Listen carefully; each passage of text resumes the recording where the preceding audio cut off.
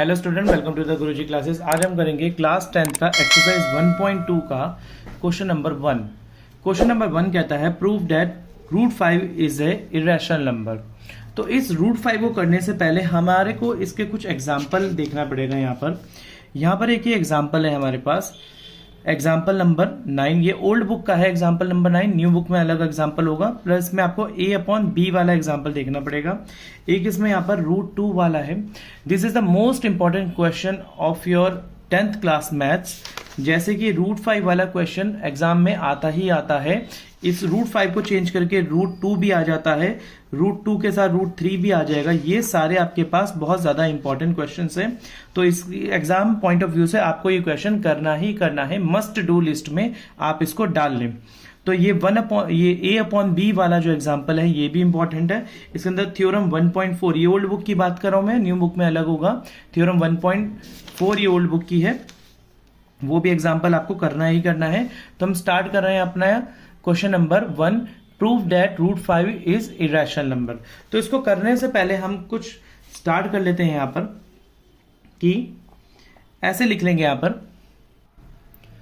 तो यहां पर हम लिख लेते हैं root 5 comma let us assume to the contrary that root 5 is rational. हम यहां पर इस विरोधाभास को हिंदी मीडियम वाले स्टूडेंट्स के लिए मैं एक अलग से वीडियो शूट करूंगा इसकी रूट 5 की, तो ताकि वो इजिली कर सकेंगे। तो रूट 5 के लिए हम यहां पर सबसे पहले लिखेंगे let us assume to the contrary that root 5 is a rational number. हम यहां पर इस बात को मान लेते हैं कि रूट 5 एक रैशनल नंबर है, जबकि होने तो वाला नहीं है ऐसा। तो हम रूट 5 एक रैशनल नंबर मान लेते हैं।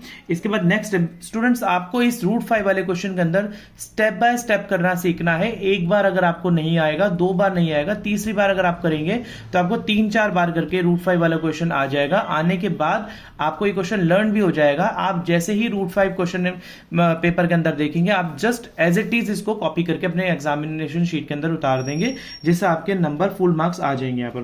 तो हम देखते हैं कैसे करेंगे इस क्वेश्चन को।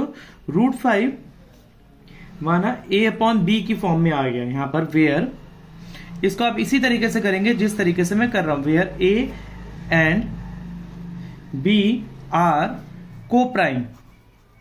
Students are coprime. Student what is coprime? Coprime होता है जैसे कि 3/4 हो गया, 5/6 हो गया। मतलब इसमें जो है नो फर्दर, ये 1 के अलावा अपने आप से किसी से और कट नहीं रहे हैं, तो ये को प्राइम फैक्टर होते हैं।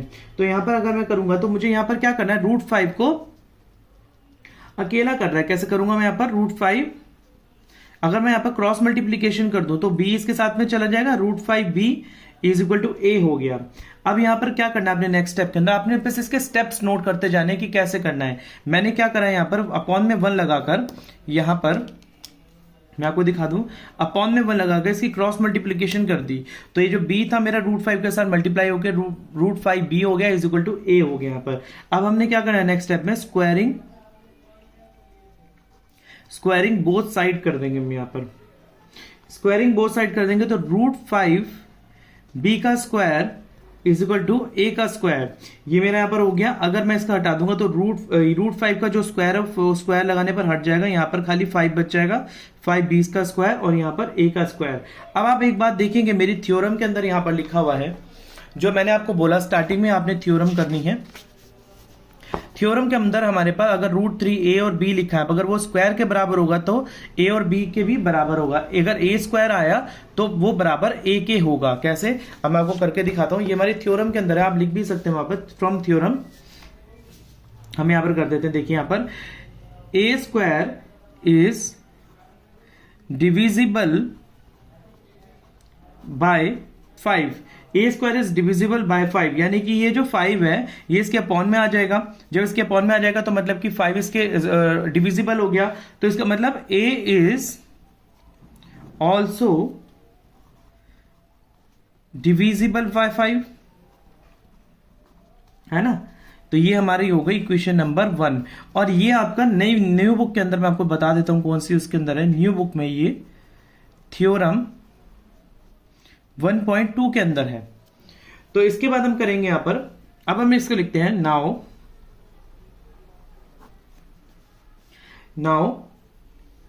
a is equal to 5c।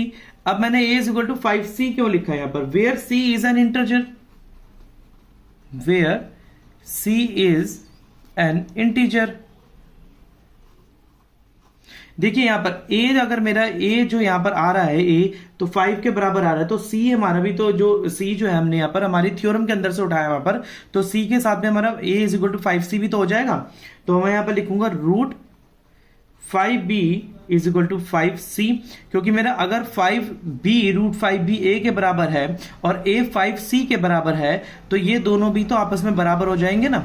तो वही काम कर रहा है। ऐसा हम क्लास 9 के अंदर करते आए हैं कई बार कि अगर रूट 5b स्क्वायर मेरा a स्क्वायर के बराबर है और a स्क्वायर a के बराबर है तो मेरा a जो है यहां पर 5c के बराबर है। अगर a 5c के बराबर है तो मेरा रूट 5b तो 5c के बराबर होगा, बिल्कुल होगा, क्योंकि मैंने यहां पर कैसे उठाया ये a is equal to root 5b। इसको आप यहां पर ऐसे भी लिख सकते हैं, यहां पर फ्रॉम अबव करके, फ्रॉम अबव। इसके बाद मैं बहुत स्लोली करके दिखा रहा हूं आपको, आप ग्रेजुअली इस चीज को करना सीख जाएंगे, इस क्वेश्चन को, और बहुत आराम से बना के आएंगे अपने क्वेश्चन पेपर के अंदर। आप ये देखिए, फिर मैं इसके बाद क्या करूंगा, यहां पर फिर दोबारा से इसकी स्क्वायरिंग बोथ साइड कर दूंगा मैं। यहां पर आप लिखेंगे स्क्वायरिंग बोथ साइड, फिर दोबारा से स्क्वायरिंग बोथ साइड जब मैंने करा यहां पर तो मेरा आ गया रूट 5b का square is equal to 5c का स्क्वायर। तो इसके बाद मेरा यहां पर 5b बन गया, यहां पर 5b का स्क्वायर, और ये मेरा 25c का स्क्वायर बन गया। अब आप देख सकते हैं यहां पर अगर मैं इसके अपॉन में कर दूंगा यहां पर b स्क्वायर 25c का स्क्वायर अपॉन में 5, और इसको अगर मैं कट करता हूं तो मेरा बन जाएगा यहां पर 5 1 5 5 5 25। तो ये मेरा बन गया यहां पर b square is equal to 5c square. अब आप देख सकते हैं यहां पर जैसा हमने ऊपर वाली इक्वेशन में करा था, यहां पर a square is equal to a square is divisible by 5, then a is also divisible by 5। तो अब यहां पर सेम वही चीज हम यहां पर लिखेंगे, b square is divisible by 5, therefore b is also divisible by 5। ये मेरी हो गई इक्वेशन नंबर 2। अब जहां पर आप इस क्वेश्चन के अंदर फंस जाएं कि इससे आगे हमारा क्वेश्चन नहीं हो रहा, वहीं पर ही आप खत्म कर देंगे क्वेश्चन को। क्या चीज लिख के खत्म करेंगे? 3 से 4 लाइनें मैं आपको बता देता हूं, वो आप लिखकर इस क्वेश्चन को वहीं पर खत्म कर देंगे, और आगे की इस एक्सरसाइज में भी हमने वही लाइनें लिखनी है। सो स्टूडेंट्स, अब मैं हम यहां पर लिखते हैं from 2 and 1 A and B have at least 5 as common factor। A और B के पास कम से कम 5 एक कॉमन फैक्टर आता है, but this contradiction the fact that A and B are coprime. यहां पर ये बताता है कि ये जो कॉन्ट्रडिक्शन है, हमारा विरोधाभास जो है, इनके को प्राइम फैक्टर्स आ गए। यहां पर हमने पहले लिखा था, this contradiction has arisen of our incorrect assumption that root 5 is rational.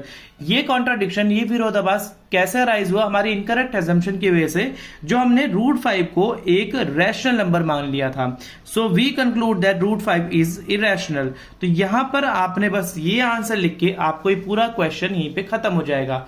आप देखिए, आप स्टेप बाय स्टेप इस क्वेश्चन को करना शुरू करेंगे यहां से, फिर यहां पर 10th क्लास के बोर्ड के अंदर आपको हर स्टेप पर मार्किंग मिलेगी।